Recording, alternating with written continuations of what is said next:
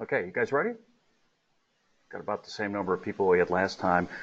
Were you guys able to open up the recording I made from Monday? Did anybody look at that? Did you get the email I sent on it? You guys? Okay, so you got the link at least. All right. I went up and I previewed it. It looked like it was there. The quality's not that good trying to record like that, but that's a lot of how I'm going to like send stuff to you guys. So down the road, if I feel like I'm seeing people having problems, I'm getting emails, people show up at the office, these Monday, Wednesday sessions, what I may do is come in here, work up a couple of like little things, save that and send you a link to it. That's what's going to happen. And, that way I can try to maybe cut off where people are having problems, as best I can, right? Because that's one of the problems with an online course. Everybody's in a different place. Agree? I just talked with Alex Andrew, who I have had in class previously. He stopped by my office. He's already done with section 1, 2, and 3. He's completely finished. But some people maybe haven't even started section 1, correct? Is that right? Yeah.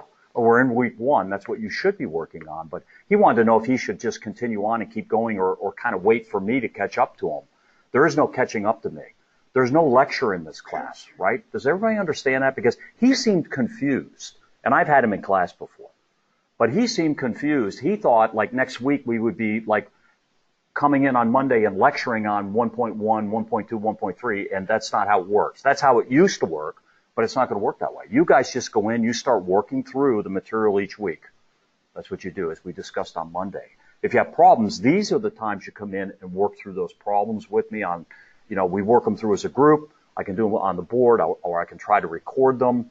And then you're off on your own. Now, those do not take the place of individual counts of tutoring sessions.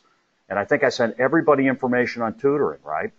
And I strongly encourage you, if your math background is not that good, you've had problems in the past. I don't know that. And just because you test in to get to this class does not mean you may not need tutoring. We do some stuff in here that isn't covered in that placement test, like trig. Many people who take this course have never done trigonometry before. And they get there and it's like, oh, wow, that's a lot different than the algebra we worked on or the geometry. Most people are pretty good in geometry and pretty good in algebra. When we do trig, there's a big change that occurs. And that's where people start having problems. So, don't wait till you're in the hole to dig yourself out, right? You go get tutoring and get set up now and get into a routine. That's what the tutoring does. It gets you into a routine of going over and working one-on-one with your tutor. That's not what these sessions in here are going to be like. If I sense they're coming that way, let's say Alex was coming in every Monday, Wednesday and taking up an hour every time. I mean, he can do that, but if I see that, I'm going to be talking to him about going to tutoring because that's really what you need is tutoring. That's what it's for. And it's the same in the face-to-face guys. I can't work one-on-one with anybody in a face-to-face class. It just doesn't work. I don't have enough time. I leave here and go to a 10 o'clock, right? I'd love to hang around. I did talk to a couple of people on Monday, and I was 15 minutes late for my other class. And I can't do that starting today because I'm lecturing today in that class. Is that clear to everybody? Okay. I don't mean it to sound harsh, but it's the reality of how these courses work. What we did with this class, because we have not offered this class online before, it's always been face-to-face. We decided to have the 2 hours each week to let students have an opportunity to come in. There's a person behind all these online courses. They're not run by robots. Maybe in other institutions they are, but I'm paying attention. I got some emails. I've already responded to them. You got a hold of me on a couple of them, right? You asked a couple of questions about MyMathLab. There's a person, and I'm the person. Monday, you saw me. It's not a robot pulling the strings in the background. I'm really here. And so I'm here to give you a hand, and these sessions are here to provide that physical ability to come in. And some people, we actually talked to the students in last year's class. The dean came in, and we talked to them, and they said, if we're going to do this online, they're in the middle of the class, and they said, if this was going to be online, it'd be nice to have some structured time to come in where we can talk with the instructor. That would be good. We'd like that. And so that's what we did. We added that in there. I don't have to do these sessions. They're not required in an online course. I volunteered to do them. because I felt strongly that they would be of value to some people. Not everybody, but for some people. And what we're going to find, Monday, there'll be a few fewer people here. Wednesday, as people get working a little bit, there'll be a different mix maybe. It'll be a little bit different. You may get working and go, you know what, I don't think I need to go in this week. Use this time to work on your work, right? If you've got this time open, and everybody in here has this time open, agreed? Because when you, well, not the guys that signed up for the pure online. There were 4 guys that said, I don't need the extra 2 hours. If you signed up for the hybrid, what they call a hybrid, you couldn't have put another course over this time. And that was the whole idea behind that. That was the message you guys sent, Mike. You voted with your registration. You know, I want to have that time available, so I can't put another class over the 9 to 10 o'clock time frame. And that's why we did it that way. That's why I just didn't have office hours. Because what happens with office hours is you're in a class during my office hours. You can't come in, right? Now, I would still make arrangements to see you, but it's a lot more complicated when you got to work around your schedule. And me, work around my schedule. Right? A lot more. So this is unstructured, structured time. I don't know how else to put that. It's hard to describe, isn't it? Because, you know, most people understand what a face-to-face run's like. It has a certain way of happening. This is not that way. Okay, I did look at everybody who got into MyMathLab. 10 people got in. If you're one of that group, great. If you didn't get into MyMathLab Monday, you should do that today. So I'll be looking tomorrow when I come in the morning. This is what I do when I come in at 7:15 in the morning. I take a look at that kind of stuff. If I see a problem with your email, for example, I will send you an email and say, I think your email is wrong. You know, I don't know what your email is. Like some of you guys use your personal email, agreed? Some of you guys did. And I have no way of knowing if that email is good or bad. I think I might have told the story in here. I had a non-traditional, an older woman in class about 4 or 5 years ago. She wasn't very computer savvy. It wasn't her thing. She was a carpenter by trade. That's what she had been doing. And she got laid off. This was during the recession. And she needed a new skill, so she came in. She didn't really have much computer skill. And when it has you put in your email, you could put any email address in there. And by the way, it could be a bogus one. It doesn't check to make sure. It doesn't send an email there to make sure it's correct. I do that for you. So I take your email and I send everybody an email. Everybody who signed up and got in got an email from me this morning before we came in here. All right? Did anybody check their email before they came in? Did you get an email from me? If you did not get an email from me and you've gone into MyMathLab and registered, you screwed up your email. And you probably got an email from me that said, I think your email's screwed up. Now, the one I can catch the BC3 ones. If you have an email that starts with a B and has your student number, right? So B1234567 at my.bc3.org, I believe, or edu. If you don't put the B in front, that's not a valid email. And I can see that because I see your emails. I see your username and your email. I can't see your password. So if I spot that, and I did see the red circle, I spotted it, and I sent that person an email this morning, and that person's in the room. Okay? So watch. I'm communicating with you. I'm trying to make it so you don't mess up. Now, those emails are where emails I send you from MyMathLab will go. Right? So if you somebody has one at Yahoo. So I do send emails out of MyMathLab occasionally. Maybe, hey, the homework, something about the homework or whatever. You need to watch that email account. Everybody hear me on that? That was your decision to put that in and not your BC3 email. If it was me, I would have put my BC3 email in there. Because you got to go in there anyway for this course, right? Now you got 2 you got to check. I would have just put them both in there. I would have used my BC3 email, but that's your decision. So you can change that anytime, and I'll show you how to do that, by the way. So if your email's messed up, you don't get a note from me within a couple of days after you sign up, then there's something wrong with your email, and you need to check that. And I'll try to spot it, but if you put a bad Yahoo one in, I'm not going to know, folks. There's no way for me to know. Now, in the face-to-face, I track it, and I put it right on a sign-in sheet. And so people can see that I've checked and I've emailed. Even then, people still get the wrong email account. All right? So please be careful. And again, that's how you reset your password, folks. That's how you reset your password. All right. So that's in good shape. Thanks for getting in there, folks, as you do that. So what I'm going to do today is I'm going to go up in MyMathLab. We're going to do a couple of problems up there. How's that sound? And I want to show you some of the capabilities that are up there. For some of you guys, this is new. For some of you guys, you've already done this kind of stuff. This is where students get stuck at the beginning of these classes. It's the technology, right? Is everybody okay with the Blackboard stuff? You know, you go to week 1, you see what's up there. You know, that's your study plan for the week. That's what you should be doing.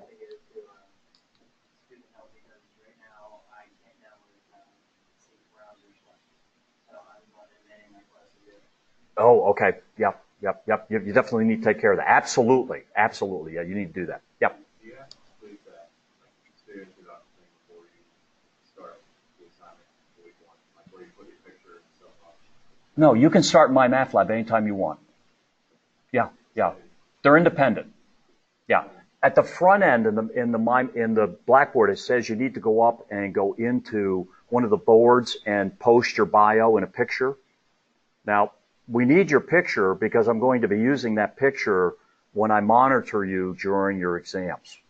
So you need to go up and do that. I think you're talking about that one because a couple of people have gone up there and put that in there. I've seen that. But you can start your homework anytime you want. And I hate to call it homework, folks. It's not really homework. I mean, that's really you're learning the materials, doing those problems. And there's other material in there, and I'm going to show you some of that. And you can watch the videos in Blackboard. That other stuff you need to do, you'll see that one of it is sign up for MyMathLab, right? And that list of like 12 things in Blackboard for start here. Those are the things you need to get done this week. Otherwise, you're behind, right? Because if you don't get into MyMathLab, you can't start the work. If you don't get your stuff in the Blackboard, I'm going to be chasing you down to get that picture up there, right? But I'm not going to start chasing people till like next week for that. Does that answer your question? Yeah, I just didn't know how to do that. That's fine. Yeah, and I'll touch on that briefly today. If I don't get to it, I might post a little video on that.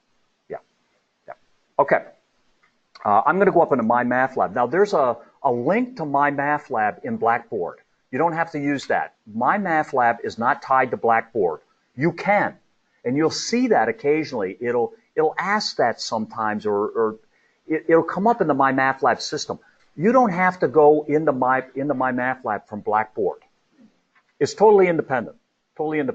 Now, if I linked them, your grades would go to Blackboard. I don't need your grades to go to Blackboard. And nobody here does that, by the way. Nobody links them together, although we can.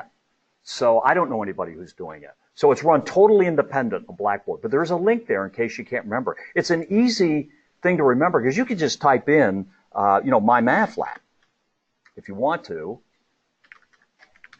And you're gonna see, there it is, MyMathLab by Pearson. It's actually MyLab and Mastering is the real entry point. That is the web address that's in Blackboard. If you go under the tab for MyMathLab, there's a link in there. That's MyLab and Mastering by Pearson. And this is it right here. So look at the length of this URL. Are you going to remember that every time? Are you going to type that every time? I'm going to tell you I'm not going to do that. I mean, we can go there. Let's go there. There we are, right? Now, most of you guys are probably going to work on the same computer every time you do this, agreed? Most people don't have multiple places they do it. Now, on campus you might, but if you're at home or you're even here on your desktop here at school, your desktop follows you around campus. So if you log in upstairs in the lab or in the library, you see the same desktop because it's virtual. It's the same. So you can put a shortcut on your desktop. How many of you guys know how to do that? Okay, now this is something, it may sound very basic, and we do this in the CAD class. Things you go to all the time, you don't want to remember those. You would just want to have an icon on your desktop, right? So one of the ways you can do that is bring up the website the first time. Just bring it up like I did, or go to Blackboard, there's a link there, and get to it. And if you highlight the URL like I just did, see how I highlighted that? And just grab it with your left mouse button and drop it on your desktop. Everybody see that? So I just highlighted it. I'll get rid of that. I highlighted it right there. And then I just grab it with my left mouse button, hold it, and drag it onto the desktop and drop it. That is now a shortcut to MyMathLab. So you don't have to remember that every time. Okay? Now, if you try that or it doesn't work for you or whatever, stop in here next week and I can log you on if I have to right here, and we can drop it on your desktop here at school. At home, I can't go home with you, obviously, right? But, try that, because that, again, that's an efficiency thing, right? If you have to think about getting in there every time, it's just one of those things you dread doing. And I use a lot of desktop stuff. So I'm going to close the window I had open, and I'm going to use that shortcut. And watch how easy this is. Boom. I'm right there. I don't have a good memory. I have a lot of other stuff I want to think about than memorizing that web address. You probably do too. All right, so here's what you come into. And if you follow the instructions that I gave you guys, it'll bring you right to here. Does this look familiar to the people that already signed in?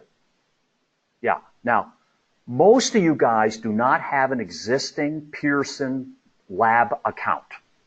Now, when I do prep algebra, occasionally I get somebody who's repeating prep algebra, and they've already got an account. If you already have a Pearson account, you've already worked in a Pearson lab.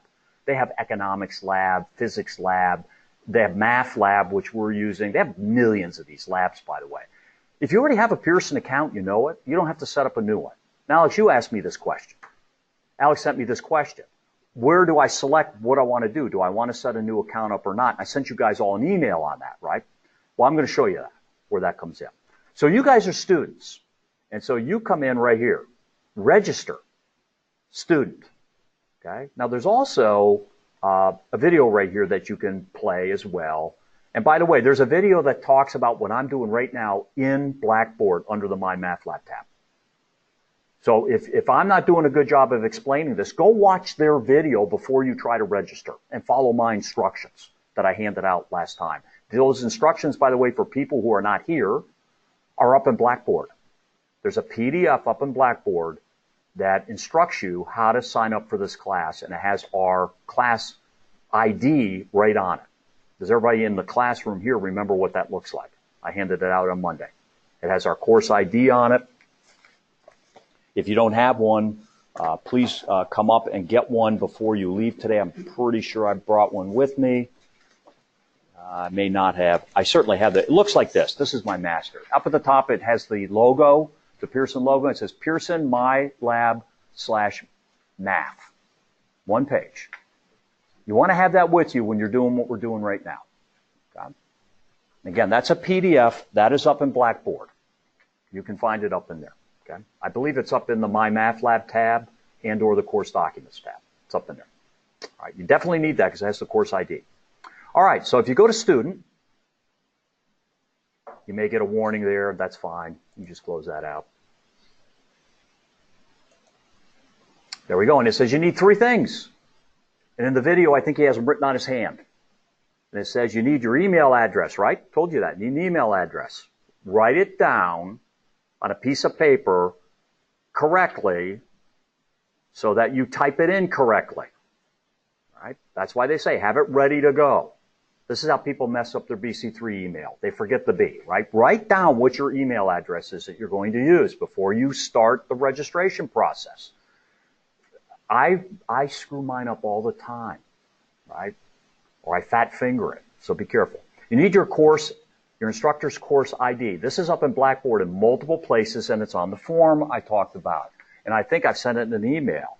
And it's about halfway down this page under number 4, and it's Robinson with a small r, R-O-B-I-N-S-O-N, 91978. Everybody see that code? That is our unique course ID. I set that course up. That's my course. That's what you guys are going to work in MyMathLab. Do your homework and get credit. Right? That's where you've definitely got to have that. All right? So you need that, and you also need your access code. Now, that came with your textbook, and or you purchased it separately. Everybody should have got that. That comes on a card, right? Does anybody have their card with them? Alex, you have yours with you? Can you hold it up, or is it in the back of the book maybe? There it is. There it is. That's what it looks like. So everybody see that. You should have gotten that with the textbook if you bought it new. And your code is in there, correct? Don't lose that. That's worth about $125. Don't throw it out when you open your book up, right? You need that.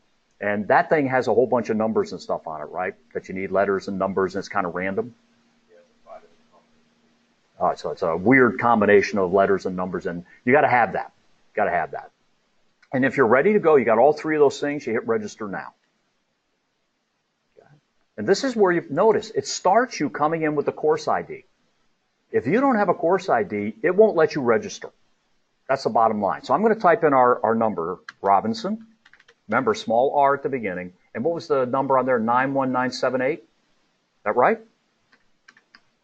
Okay. So that's the only time you need that code. That's it. And hit continue. Now look up here on the right-hand side, right here. If it doesn't say Tech Math 1 Fall 2018 Online, it's our course, then you typed in the wrong course ID. Now remember, there are millions of these course IDs out there. There might be another Robinson. I'm sure there is. That's a pretty common name. At another institution, perhaps. And he may have a course that's only one digit off from mine.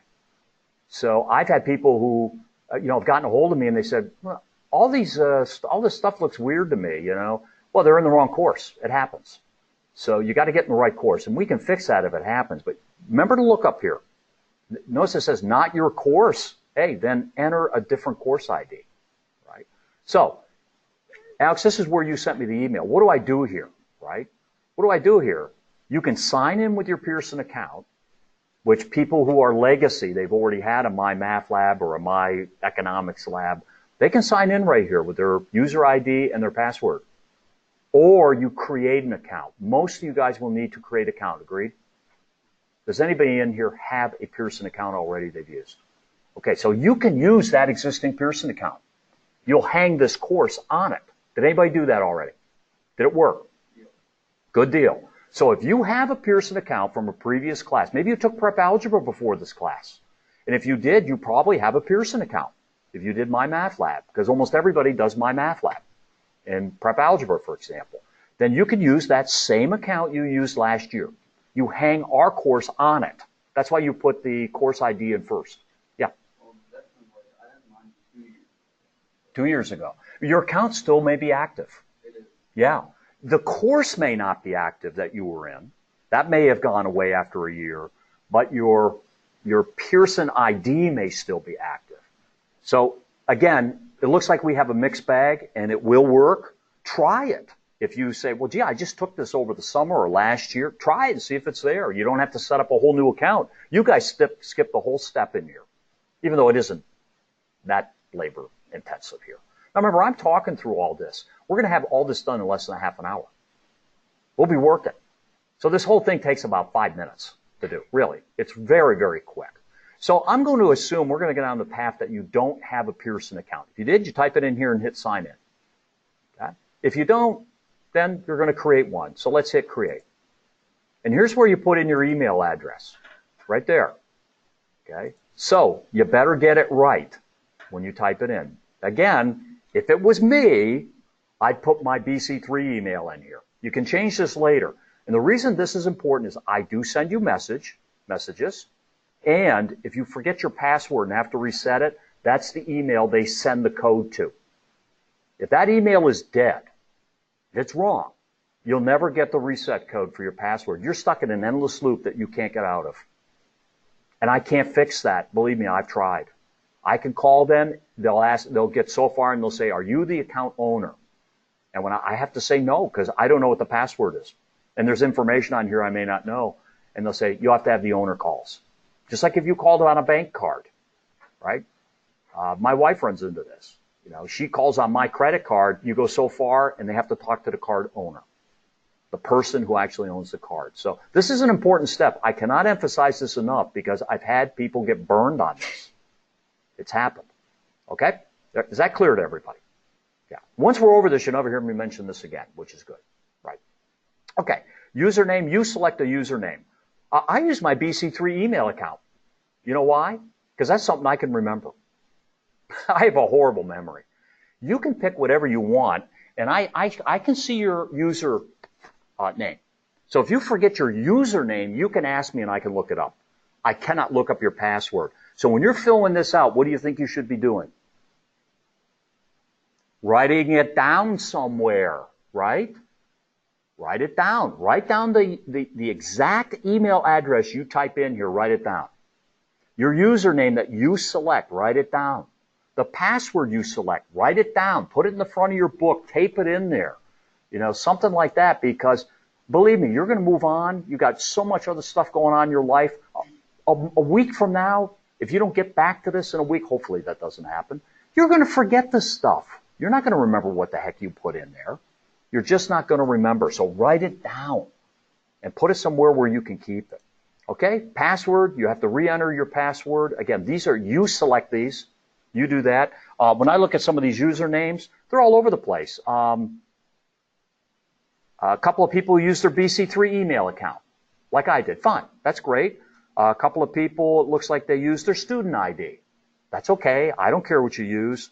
Some people put in their Yahoo email account as their user ID. And some people just use like a abbreviated name.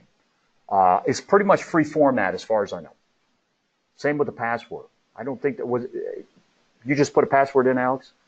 Did it require you to put like a math symbol in, or at least one capital letter? Okay, so there is some formatting there. If it doesn't quite fit all that, it's going to get you, right? Oh, there you go. It does have guidelines. There you are. I clicked on the password thing. Must have at least 8 characters, at least one letter, at least one number, at least one capital letter in there, and don't use special characters. Okay, so there are some specifications. So it's going to be something you may not be able to remember, right? It isn't going to be like your cat's name, or your middle name or something like that. It's going to have a number in it, at least one cap. You got to get it right. So write it down, whatever it is for you, whatever you use. And then there are some security questions here. Again, this is where like I can't go in because I can't answer a security question for your account. I don't know what it is. Like where were you born? How would I know? I don't know where you were born. Or, what your first pet's name was. Those crazy account number or questions they ask, okay? When you're all done with that and you're good with everything and there's no X's, everything's ready to go, you hit create account. You have to do the acceptance here for the license agreement. You hit create account. I can't go any further on this because I'm not creating an account, right? I've got all these blanks. So I think that's the last step, isn't it? Help me out here. You guys that just did this yesterday or the day before, you hit create account, it creates an account. Right? You're there. You're ready to go. Okay. So you're in. I'm going to back out of here then because I don't want to go any further with creating an account. I'm going to actually now sign in. So when you come into this, the next time you click on that little icon we put together or use the link in Blackboard to come in here, this is the page you're going to come to. Does this look familiar to everybody when they came back into the system? This is what you should see. And this picture changes, by the way. Now you just go to sign in. Okay, and you sign in every time. So I use my BC3 email as my user ID, right? So it took that, even with the @ symbol and the period, it took all that. I think you might have used something that was similar in format. So you can use that. That's what I used. It doesn't matter. You can pick whatever you want. And then I got to put in my my crazy, if I can remember it, sign in. There you go. Now, if you forgot your username or password, that's where you got to go through that reset routine. That's where it uses your password, your email, when you do that. And then you should get something that kind of looks like this. Does this look familiar to everybody? Now, I have an instructor account, so mine looks a little bit different. You may come right into the course when you come in here. You have something like this too. Okay. I got to tell you, they changed what they did with instructors this year over the summer. And I don't like it because you guys don't always see what I see now because they've reformatted the instructor view, and I hate it because it's different than what you guys see. I know that. And I've tried to get it back to what I think you see, but I only have so much formatting. Okay, let's keep going. Now, when you're in here, folks, you're in here under your account. See my name up there? See my name? It knows it's me. And if you click on that, that's your account. Up in that upper right-hand corner, if you go to your account and sign in, that's where you can change your email address. So if you botched up your email, let's say I send you an email or you catch that you're not getting a response from me, and you go, oh, I wonder if my email's messed up. You can check it by going to your account settings and changing it. You'll probably only go in there once. Or let's say today you decided, I'm going to get rid of my Yahoo account. I'm putting my BC3 email account in there. You can do that just like I just did. And you can sign in there. I'm not going to do all that, but you can sign in. It'll allow you to change your user ID. No, not your user ID, but I believe your password and your email you can change. Okay? Everybody all right with that? If you run into a problem with that, that's one of those things, swing in here over the next week or so. I can even log you on right here, or we can go up to the lab, and you can go in and I can help you out with that.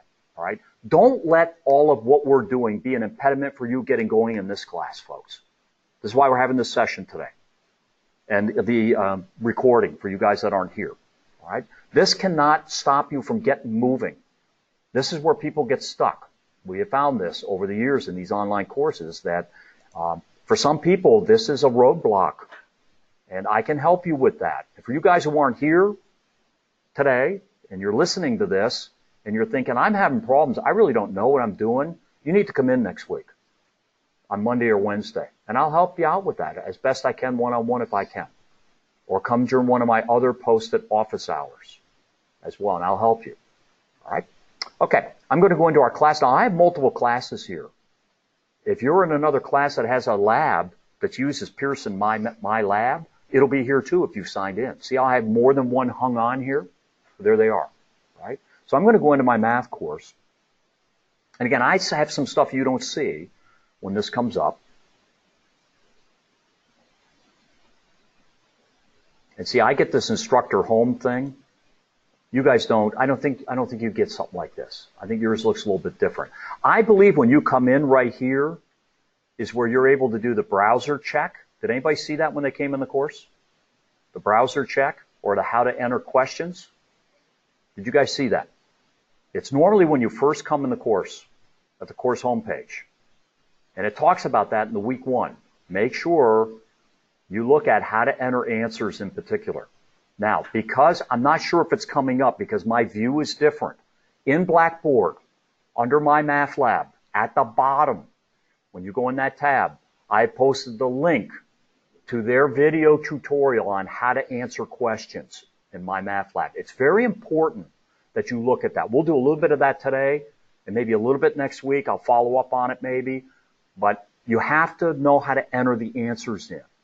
And that's important. So watch that tutorial. Either when it comes up here, I think it's here, it'll say how to enter answers, tutorial on how to enter answers. And it talks about it in week 1 and also in the MyMathLab tab. But I also had that video, a link to that video posted in the MyMathLab tab in Blackboard. It's way at the bottom. You'll see it. There's also how to use math symbols. That one is not on this front page. You can look at that as well. And also how to do graphs. That's only important near the end of the semester. Okay, but definitely look at how to enter questions, how to enter answers to your questions. And even if you've already started, I would still do that video. Now, the browser check is only if you're having problems. And things like pop-ups, if you're blocking pop-ups, this is all run on Flash. And you may have some issues with the settings. If you can't get this to run at home, if you run the browser check, it'll help you through the things you need to do. If that doesn't work, what I recommend you do is come in here some morning and try it here on campus. Log in on campus. You'll have to enter in the URL, but come in and log in and see if it works here. If it works here, your account's fine. Your account's perfectly fine. If you go home and it's not working on your computer, it's some setting in your computer, you need to run the browser check. Okay? I can't help you out much with that thing. It could be anything, folks. It could be anything. Thanks for coming. It could be anything. So you're going to have to do a little bit of troubleshooting, and not everybody's good at that. And I can't be your tech support for that, all right? You can also call them or chat with them, and they can help you with that too. But that's a little thing you got to get past. Now, people with Macs, Apple computer stuff used to have a lot of problems with this, and they've got that pretty well cleaned up now. It was really designed for Windows. But the Mac stuff seems to work. And again, you can do this on wireless devices like tablets. They've added that capability. I think you could even do this on your phone. I don't recommend that, but you could. It has an onboard keyboard. It has a keyboard that comes up that you can use on your touch device. Don't recommend you do that. I have some people that do them on their iPads and so on. It's not what I would do. But that's only come online the last couple of years. But if you're doing that, you can do that. You can do that. It has a virtual keyboard. Okay, let's show you where the stuff that you really need is. Most of the stuff you guys are going to do is in assignments. So let's go to assignments. All right. So Does this look familiar to everybody? If the assignment is open for you to work, you'll see it here. At the end of the midterm, when the midterm gets posted, all this stuff is going to close. All these assignments are going to close. I mentioned that on Monday. I will put due dates in when I know when the midterm will be posted. These do not have due dates on them right now. They're just open, that you won't see a due date. Don't wait for a due date to say this is due, because there isn't going to be one. Now, my other classes where I use the face-to-face, I put due dates in because I know exactly when the tests are going to be. Here, you guys are taking your chapter tests whenever you're ready, right? Could be week 3, could be per the schedule, could be a little earlier, could be a little later. You have to have them all done by the midterm. So when I know when I'm going to post the midterm, I'm going to put due dates in for all these. They're all due about the middle of October. That's what I'm going to tell you. So don't be waiting. Somebody asked me about that this morning. Should I wait for these due dates to come in? No. Just start working on them. If they're on here, you can work on them. I would start with the orientation one. It goes through, and you just click on it. Here's all the questions. Notice I have an X. That means I did it and it was wrong. Now, these have unlimited attempts, folks. Unlimited attempts. So when I go back to question 1, this is called the player, the question player. It gives me the question, and then often it'll ask me to say to type an answer in when I'm done. And you should read these. These are great. These talk about how to enter answers and so on too, which is very good. And this just says when you're done reading all this, type a 1 in the box. You have to get into the box. So you have to put your cursor there using your mouse and click in the box. And see what happened when I clicked in the box? See this little tool palette down here, the symbol palette? See how that came in? I'll click outside the box. See how it sort of goes dim? That means I'm not ready to enter an answer yet. But when I click in there, that means I'm ready to answer a question. Everybody see that? How that happened? It says type in a 1. I don't need any special math symbol. Did everybody see these down here? Here's a fraction. That's a simple fraction. Okay. Here's a fraction in a different format, right? Mixed format. So I have to put an improper fraction in. I could use this, or say 1/4. If I was going to put 3.5 in, I need the integer value and the fraction, right? That look familiar to everybody? I hope. Everybody should know how to do fractions if you're in here. This is a power, something raised to a power. It's an exponent, like 2 squared, x squared, right? We need to do some of those because we're going to do exponents. Anybody know what that symbol is? That's absolute value. Notice if I hover there, if I put my mouse there, it'll tell me what it is, won't it? If you don't recognize it, hover. Hover there. This is a square root. This is an nth root. So it could be a cube root, right? What number do I multiply by itself 3 times to get to, say, 8? 2, right? 2 times 2 times 2. That's an nth root. Right? This has a subscript. We won't be using that too much. This is an ordered pair. We'll use that for graphing. That's at the end of the semester. We'll do a little bit of graphing. And there are more. If you don't see the one you need, you can go to more. Look how many of them there are. There's all kinds of special symbols here. Early on, I think you need a less than symbol. There's less than. There's less than or equal to. There's greater than. There's greater than or equal to. There's the equal sign. There's pi, right? You guys recognize pi? Physical constant, pi, right? There's a whole bunch of, a lot of these we won't use. Some you will. For example, in chapter 1, you're going to have to say, is a number greater than or less than some other number? And it'll ask you to put the correct inequality symbol between them. This is how you get to it. You get the more sign, and then you pick it, right? So we don't need all those. We're just going to type a 1 in, and I'm going to hit check answer. And it always gives you feedback, doesn't it? You guys has anybody started working on problems in here? Here's what I like about the system. And you can comment, you know, if you do. It always gives you some kind of feedback, positive or negative. And the positive feedback is great because you know you got it done. If you get some negative feedback, it'll say you put in the incorrect answer, or it'll give you some kind of feedback that'll help you when you do that. Yeah, the question, I'm going to do the question help in a second because there isn't question help in the orientation session. So work through these orientation. You can do these as many times as you want. I'm just going to hit OK. You can move between the questions up here. And if you hit the down arrow here, it'll tell you where you are or how you're progressing through that section you're in. So we're in the orientation section homework. And I have worked on question number 1. That's it. Okay? That's what I'm working on. I'm still not quite right on that one. And you can move to the next question if you want to. Okay? So I'm going to hit continue and go on to the next question. And this one says, type the number shown in the pop-up here. Oh, I'm sorry. There was a second part here. Number 1. The answer is 7. Done. Okay. This has multiple parts to it. I'm going to go on to the next question. Yeah. There's the next question. This one I've already completed. I think it's D. That's the smiley face, right? These are radio buttons. It's showing you different kinds of ways you answer questions here. That's what I like about this orientation. So yeah, that's the smiley face. So it's not this one, it's this one. But let's say I pick this one by error. That's not the smiley face, agreed? And I hit check answer. It says, hey, you chose the frowning face. Bonehead. It doesn't say that on here, which is not the correct answer. Look at the other faces and choose the one that is smiling. Okay, so it's not just, wrong. It's, hey, you didn't do something quite right here.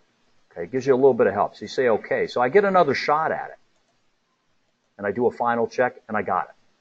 So you can just keep going. Even though it says final check, if you get it wrong the second time, it'll give you another new question. You just keep going on the same question until you get it right. That's what happens. That's what happens on these. So I'm going to go to the next one. And it says, choose several different answers. So let's say I think it's all these. I think all those are correct, and I say check. See, it's not correct. It's giving me some help. I'll say, oh, okay. So I'm still thinking it's all of them. So I try it again. And it says, hey, that's not right. It gives me some more help. I say, okay. Now it says final check, doesn't it? So I still get the wrong. I still think it's those. And I say final check, and it says, hey, wait a minute, that's not right either. Now, that means you've tried that thing 3 times, haven't you? It's not going to let you keep trying the same problem 100 times. It's going to give you a new problem. So you say, okay. Now you go to a similar question. And by the way, it always tells you what you got right, what you got wrong. Right? You always get that. Now you go to a similar question. You start over again. So on these questions, it's never wrong. It's not yet correct. Not yet right. You keep going till you get it right. Even if it takes you 100 times. It'll keep going through this, give you 3, then start a new one that's similar. Everybody okay with that? Because sometimes people get the final check, and it shows you which ones you got wrong in there, or why you got it wrong, and they think they're done. You have to hit similar question, and it just keeps going and going. All right, so that's the orientation homework. I'm going to leave that. And I want to move on to our actual homework. Let's go to section 1. And I'm going to go to question 1.2.6. 1.2.6. So I'll go to question 1, and then I want to move up to a certain question here. You guys can look at these.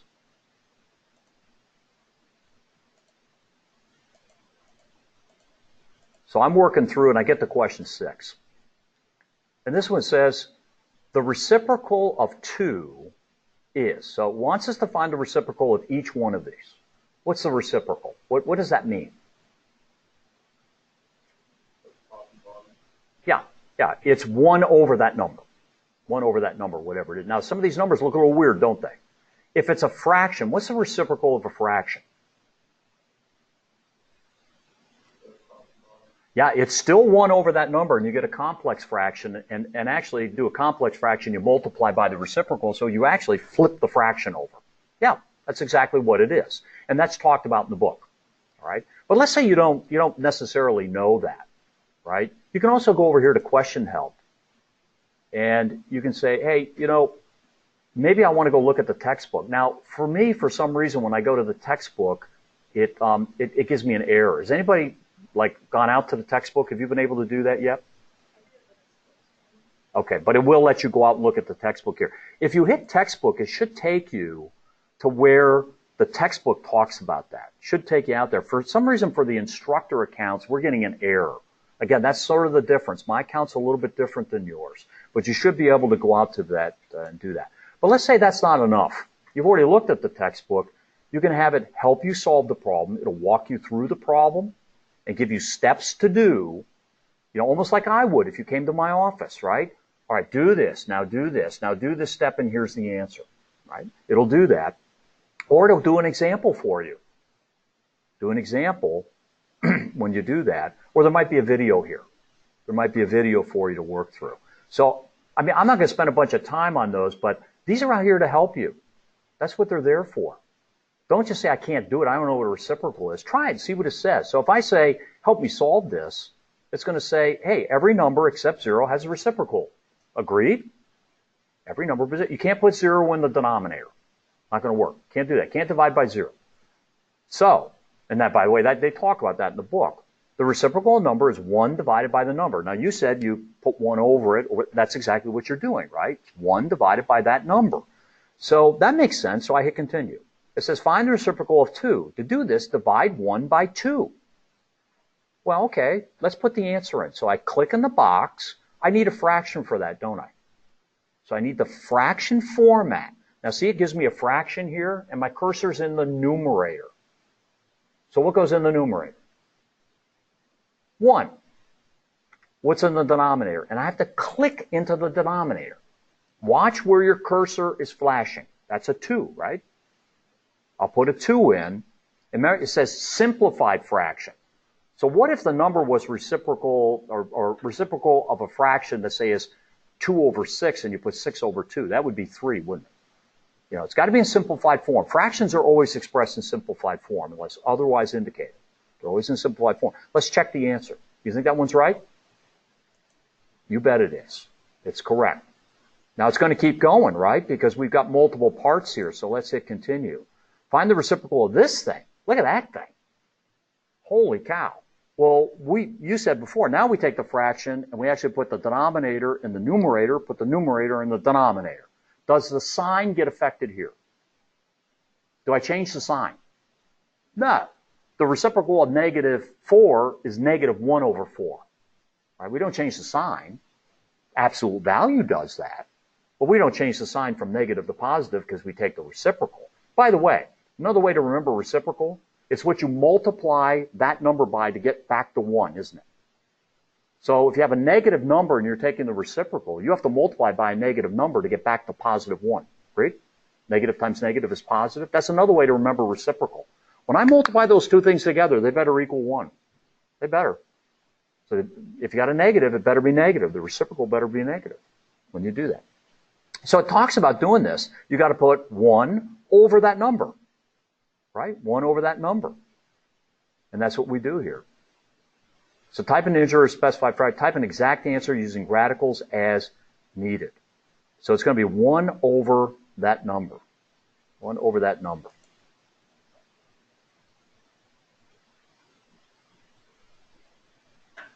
So he's saying it's going to be this. So let's see, what do we need? We need a fraction, right?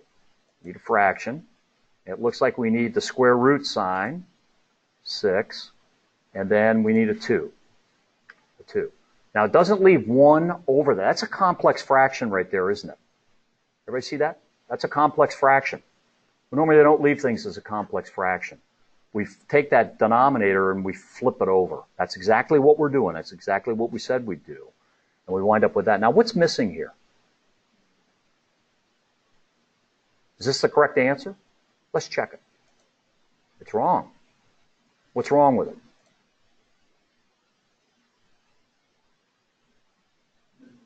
We need the negative. Need the negative in front of it.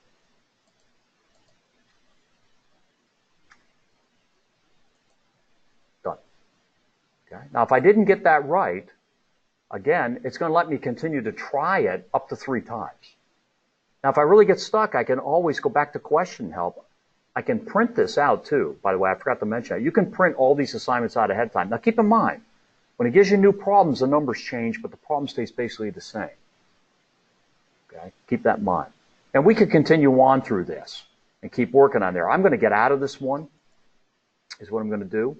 And I'm going to go back to my assignments. I'm going to go to one where there's a video. And that is in section 1.2. I know there's one there, question 6. I'll leave that. Okay? So, I think I got that right. Nope, I got to go backwards here. Sorry, hold on.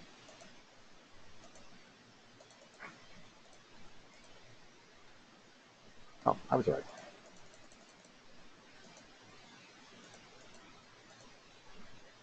Okay, I think that's correct. There we go. So this problem is in 1.2. And here you're evaluating these expressions using good algebraic manipulation of these numbers. Okay? You have to know it's order of operations, right? All you guys have done this in prep algebra or earlier algebra. And you're going to get it to an actual answer. But let's say you don't know how to do this. You don't know where to start. Well, you go to question help. This one has a video with it. So the author has created a video that I can open up and I can watch on this. And these are closed caption. You have to turn them on, adjust the volume, and I can watch his video. He does several examples here. Can you guys hear that? It's not very loud. But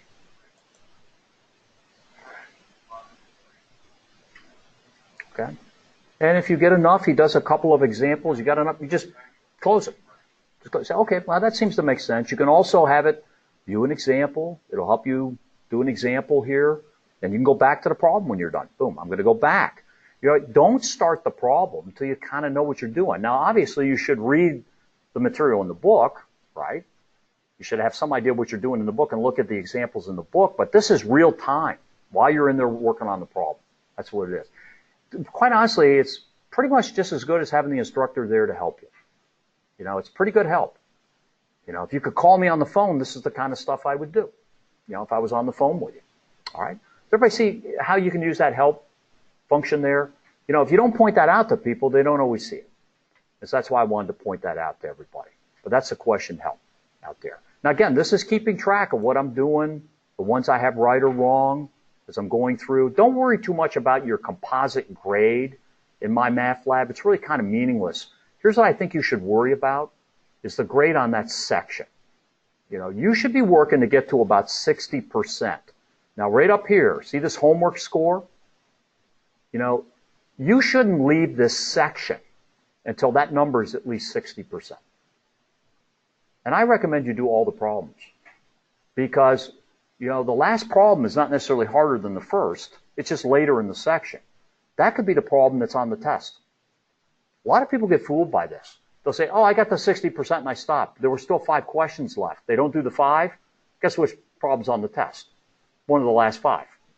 Right? That happens all the time in prep algebra. All the time. Because their homework assignments are like 40 questions on every section. They're really long. And they don't finish them. And then they get burned on the exam. So don't do that. Work through them.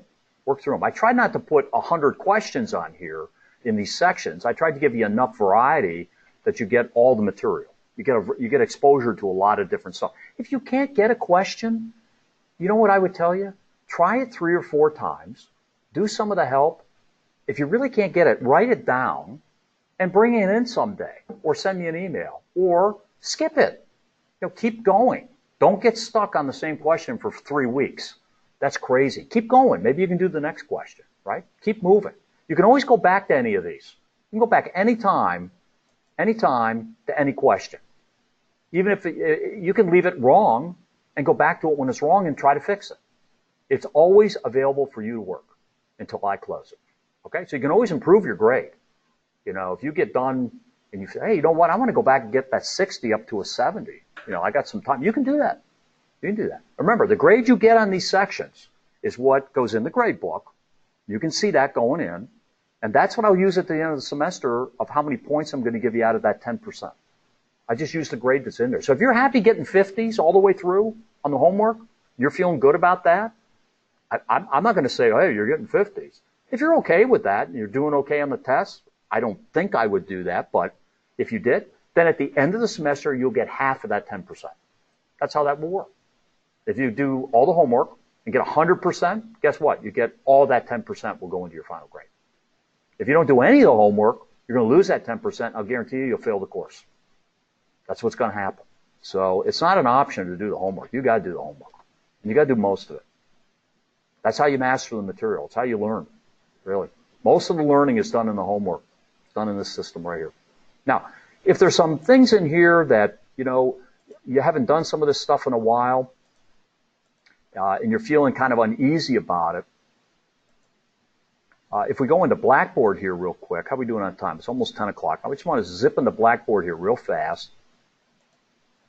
Oop. Give me 1 second.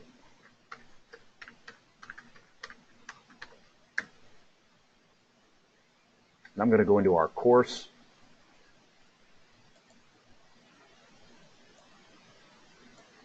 As you come into these weeks, we're in week 1, correct? Week 1. That's what you should be reading this week. Now, you can move forward, like Alexandra already has section 1, 2, and 3 done.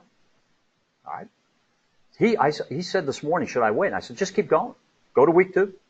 Maybe something will come up, you want to have this stuff done. You don't have to do that, but this is the pattern I think you need to get the work done by midterm, right? That's how I set it up. These videos that are below here cover some of the stuff you need to know from chapter 1, these sections, okay? I put the converting units in. You'll pick that up in a downstream section on exponents as well. I threw it in here early so you'd see it, so you can watch that if you want. But here's a supplemental video on how to classify numbers. And you do some of that in section 1. Which of the following are real numbers? Which are natural numbers? Which are integers? Which are irrational numbers? That's all covered in section 1. This video also does that as well. And you can just click on these and watch these videos. These are Khan Academy videos. They are closed captioned.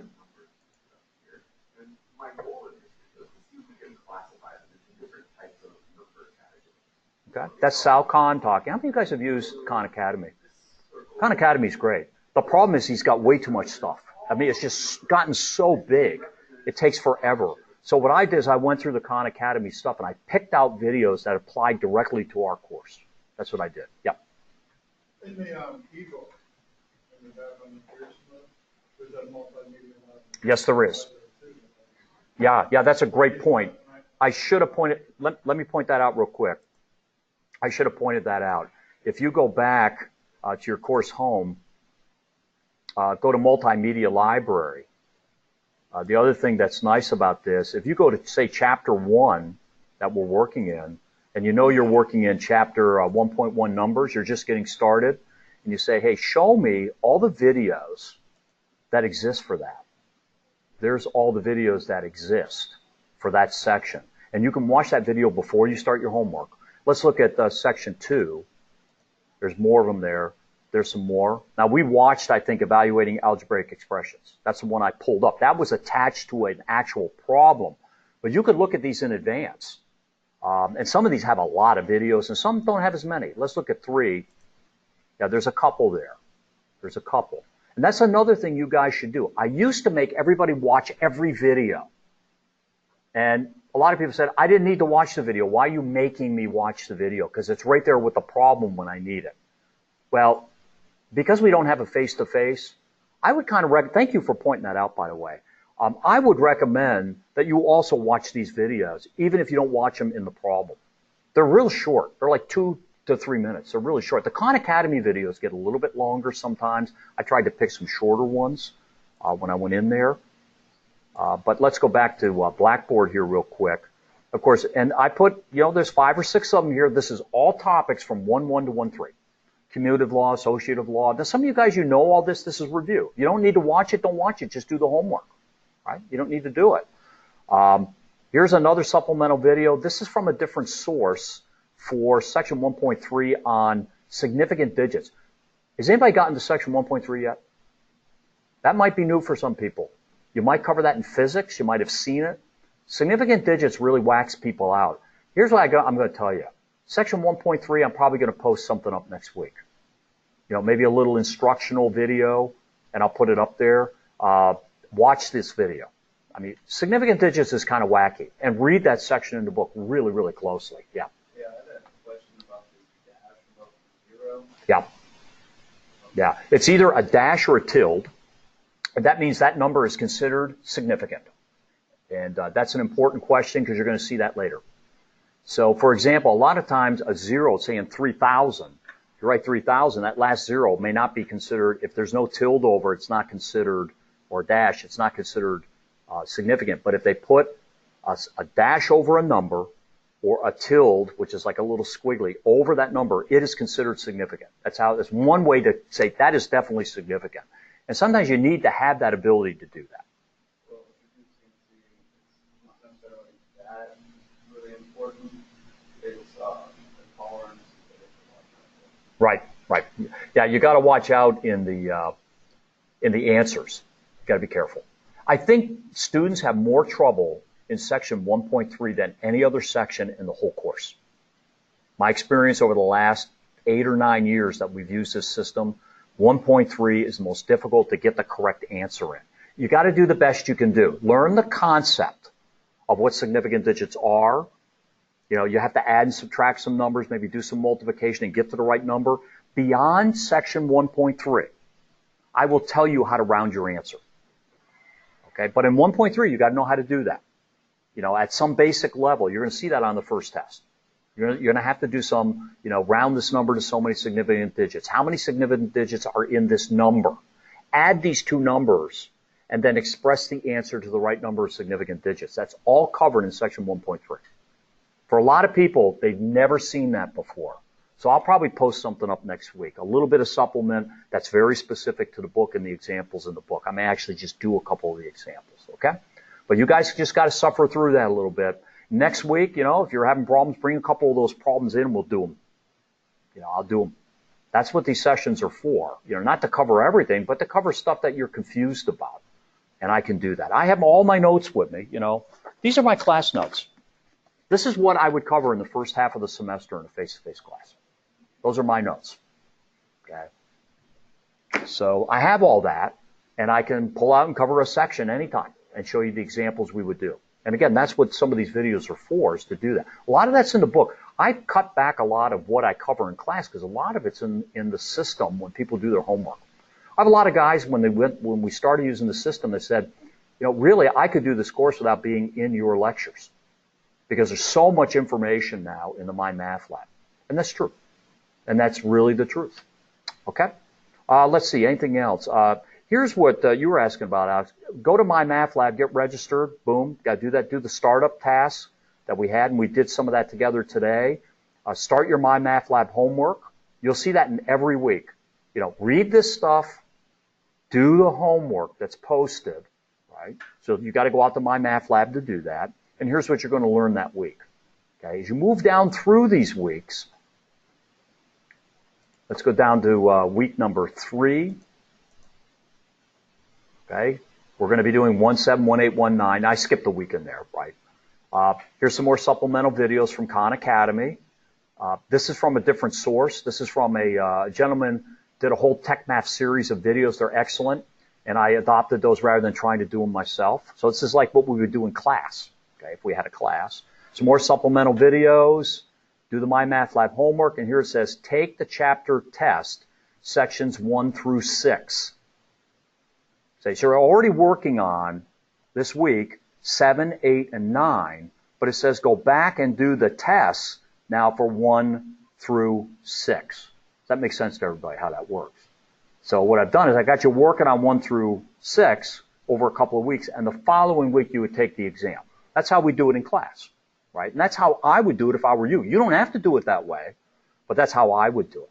And to do that, you jump out to the test and quizzes tab, and we'll talk more about that over the next week. You know, if you come in, we'll be talking about taking the test. Yeah. If we have questions on the homework, whenever you encounter it. Now, don't say class. It's this session, right? These office hours. Yeah, I'm trying to change the vernacular because it's confusing for people. I've had multiple questions since Monday, and even before Monday, about, you know, when are we going to cover that in class? We don't cover that. We don't have class. There is no class. It's all we have are these sessions, basically, that you can come in. So if you're working in 1, 2 tonight, if you're really stuck, you can send me an email, and I might be able to answer it that way. But don't email me on every question. That's just ridiculous, right? That's just not going to work, obviously. But I would bring them in next Monday.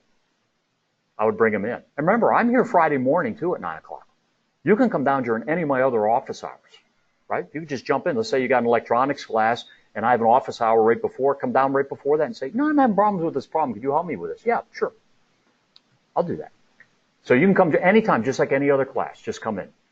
What I'm not doing during these 2 hours is having anybody come in for my other classes. See the difference? These are dedicated to you guys. So next Monday, I'm going to come here, just like we've been doing. If nobody shows up, I'm going to go back to my office. Find me there, right? I'll come down. I'm going to be here. I'm going to be sitting right here. If nobody shows up Monday, I'll be in my office. I'll wait, 10, 15 minutes, and I'm going to pack up and go to my office. I'll have my office hour there. So anybody could come see me. So if 15, 20 minutes after the period starts, you're working in the library and you say, I'm going to go over and talk to Mr. Robinson about this. If you swing in here and we're not here, go up to my office. That's where I'll be. I'll be around there somewhere, right? Everybody understand that? Yeah, I'm not going to sit like the Maytag repairman here. I can't be very efficient here. So I'm going to go back to my office during my office hour, but I'll come here first is what I'll do. Yeah. No, I'm sorry. Next Monday is Labor Day, but if we had class, yeah. We'll be in on Wednesday. Definitely be here Wednesday. Okay. Does that kind of make sense? It's going to take a while to get used to this, isn't it? It is for me too. It is for me too. Contact me anytime on email. I'll get back to you as quick as I can. Again, every time you run into a problem, I teach CAD, right? And here's what happens the first couple of weeks. Every time somebody has a problem, it's like I have some guys, it's like every 10 seconds they put their hand up. They never look at their book. They never read the stuff you ask them to read. And after a while, I have to kind of be a jerk and say, did you actually sit and read the chapter in the book before you tried to do that? And almost every time it's, no, I just went right into the problem. Well, don't ask me questions until you've at least read the book, right? And it's kind of the same way here. You need to spend some time grinding through and saying, I've ground through this and I'm just not getting anywhere on this topic. And that's when I need some additional help here. And I'm going to come in on Wednesday or I'm going to swing by during an office hour, whatever works. I'm going to try to get some extra help on this. Does that make sense to everybody? And some of you guys I may never, ever see in this class. I may never see you again. You may just start going through and may never come again. You may be perfectly fine. That's perfectly fine.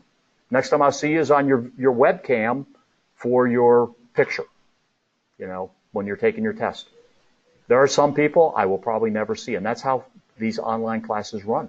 That's how they run. That makes sense to everybody. Yeah, for the first few weeks, it's going to be a little more structured, but I think what you guys will see is this group will get a little bit smaller every week as people get more comfortable and get moving and say, I can do this. Here's where we'll get more people coming in when somebody gets and starts getting into geometry, right? They're going to be, maybe somebody will be in geometry next week and they'll run into a snag, they'll show up. And then they get over it. We don't see them until they get, maybe into something else, right? And they have a problem. And everybody's in a different place. So keep in mind, it's going to be a little bit like a barrel of monkeys in here because everybody's going to be in a different place. Everybody understands that. This is like a one-room schoolhouse. You're in 1.1, you're already in 18. Somebody's already in geometry. Well, I'm going to be going over some geometry stuff maybe for you while you're still in chapter 1. This is why I think week to week, if it was me and I were you, I would try to stay on that weekly schedule. Because that will get you to success if you stay on that schedule. If you say, I'm just going to do everything a week before midterm, oh, well, I can't stop you. This is an online course. Some of my peers put the whole course on for the whole semester the first day. I don't think that's a good idea, but that's what they do. But I have to provide some flexibility for the people who took the course online because they wanted the flexibility, correct? But I also want some structure. I personally need structure in my life. When I take a course, when I was in college, I needed structure. Tell me what to do when. And I'll do it when you tell me. But don't just say, get all this stuff done in the next 4 weeks. I'm not good in that environment. I need some structure. And that's what I've tried to provide to you guys. A little bit of structure. Okay? Any other questions? You still had a question about posting a picture up in Blackboard. I'm going to try to get to that next week on Wednesday. How's that sound? Or I'll put something up. It's really simple. Or you can swing by the office hours so I can show you. I can show you how to do that. Okay? And by the way, I updated my picture up there as well. Okay? Yeah, 9, same time. It's just an open office hour for anybody. I'll be in my office on Fridays. Yeah, that's an open office hour. This class has the 2 dedicated, Monday, Wednesday, and then an open on Friday. Okay? All right, well, maybe I'll see you guys on Wednesday. I'll be down here on Wednesday, and have a great Labor Day, right? We're already get a holiday in here, right? That's great. I love it. We'll see you guys then. Good luck.